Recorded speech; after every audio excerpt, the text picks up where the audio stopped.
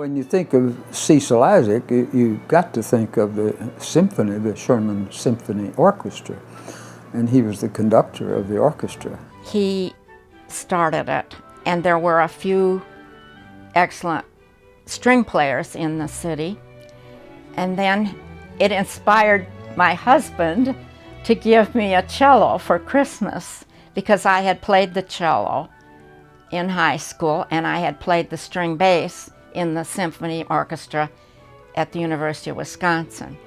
So I came into the orchestra the first year, and I was in it every year after that, unless we went away on a sabbatical. Cecil Isaac was a great teacher of the symphony. I took a course from him on the symphony, and we started it at the beginnings of formal music, and we followed all the way through Mozart and on into the more romantic composers. He really knew his stuff. If you were going to talk about classical music that was orchestral, he was the one. And listening to him talk about it was fascinating. And then, of course, applying your own skills to listening. He just gave you so many cues for understanding what you would call the subtext, I guess, of what was going on instrumentally. We enjoyed him very much. I remember sometimes after concerts when we would pick up a few students and faculty and go to Denny's. Denny's was much newer then, and we don't even have it anymore.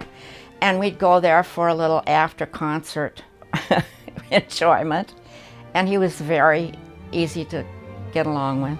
He was a very intelligent fellow, very learned, and you could talk to him on almost any topic. And I do remember talking to him frequently, standing out on the campus, and whatever the topic might have been that we were talking about, he was very knowledgeable about what was going on. He had his ideas for the program of the college. He had his ideas for the symphony program. He had thoughts on the community of Sherman. It's kind of like when you're talking about the Beatles, you know, and you say John was the intellect. If you talk to him, you better be ready. You better not bring something up casually. You know, you better be ready to discuss whatever it is that you ask him about, because he's going to take it very seriously and academically. Cecil was a brass teacher. I think his main instrument was trombone. My boys both played the French horn, one of them all the way through school and one of them through middle school.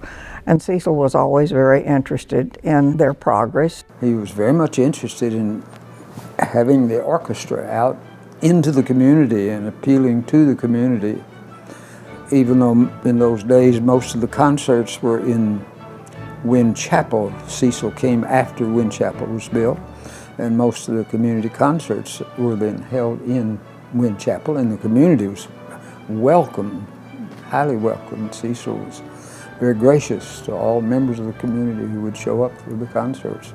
He had great plans for the orchestra, and I think he saw most of them come to fruition over the years. He worked hard on it. It was his idea at some point to present a Christmas concert, and not just for the elders in the community, but also for the children of the community. And so the programs that he presented at Christmas would be geared to attract children as well as adults, families. And so we would have the children. And then during the Christmas concert period, he usually wore a familiar conductor outfit, black and ties and so on.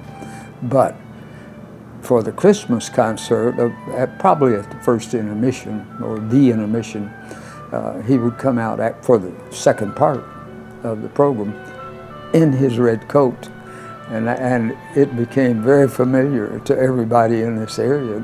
Wait for Cecil to come out in his red coat. I think a lot of people went there not to hear the concert, but just to see him come out in his red coat. And of course, he in his conducting, he was very energetic in his conducting, like most conductors that you watch of symphony orchestras. They are energetic. Well, he played the part very well, very well. I think everyone enjoyed him and loved him. We wouldn't have a symphony if it hadn't been for Cecil. At the time that the Sherman Symphony Orchestra started, It was just very unusual for a town no larger than this, even though we had a college, to have a symphony. And it was really interesting to see how it grew. It was a source of, I think, possibly even more civic pride in its early days than it is now, which is too bad because it's still good and it's still pretty unusual to have it that good. I think we all were very proud of it and the people that played in it a long time. Long before we had the community series, we had the Sherman concert series. There was a base there of interest in the cultural arts. It may have gone into a drought period, but the rains came, the drought ended, and so then we got the Bruce Lunkley period. I think Bruce was Mr. Music of Sherman. He had a great charismatic personality. They took some kind of test on leadership. Everybody who taught at Austin College had to take this. And they discovered that Bruce was the best to make quick decisions. The students adored him. His choir members adored him in all those years. I was in the choir. Practicing from 4 to 6 every day was a big commitment. And a lot of the kids didn't feel like making that commitment, but that's the reason why we were so good. Bruce made all this fun, and it was hard work, but they sang in all kinds of interesting places. Dr. Lunkley actually was my choir director in a church choir when I was in high school. I was probably a junior in high school, and he was professor of, music at Austin College. I, of course, knew who he was. And when he came to do our church choir, I was very intimidated. And, he's a big man, and he was quite a perfectionist, but he really was lots of fun. He was a gentle giant. There was so much energy in that room that every time you went, you had fun. And I was just a kid, helping out with the church choir. But what I really know happened in those several years of singing under him was that I had been exposed to a level of choral singing and choir music, choral music, that I was extremely lucky to have been exposed to. He taught us vocalization, he taught us how to sing, he exposed us to difficult music, to long renowned choral music, sacred music, and we were just a little Sherman, Texas church choir. Bruce was out there in the community. He just provided energy for the campus, energy for the music department, energy for the community, full of life. And you could sense that anytime you were around him. Being choral director, Bruce Lunkley brought in his choral students to help at any event. So they were always there helping give out programs. Around Christmas time, Cecil would prepare the music for the Christmas pops, and Bruce would see that all the popcorn was available and tables and waiters, and it made it very nice. Cecil was a very good friend of Bruce. Because they were such good friends, it was easy for them to make plans together. He was also my personal coach. My first instrument was piano. My second instrument was voice. He just got you so excited and so glad. And he never berated us. And I'm not sure how that's possible because we made awful mistakes. But he just took us and he just built us up. And he said we were one of his favorite choirs, the seniors of 81.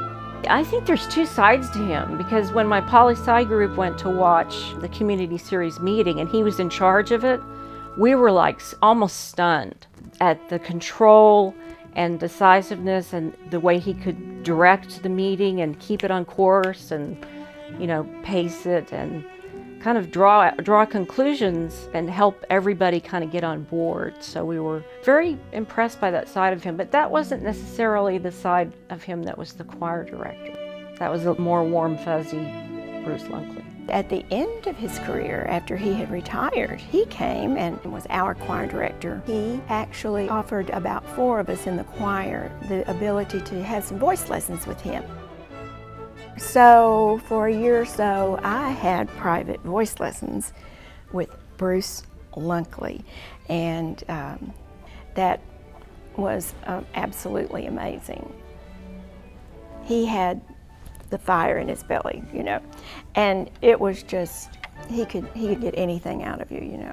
But he was a wonderful man, and I felt very fortunate to have had that experience with him.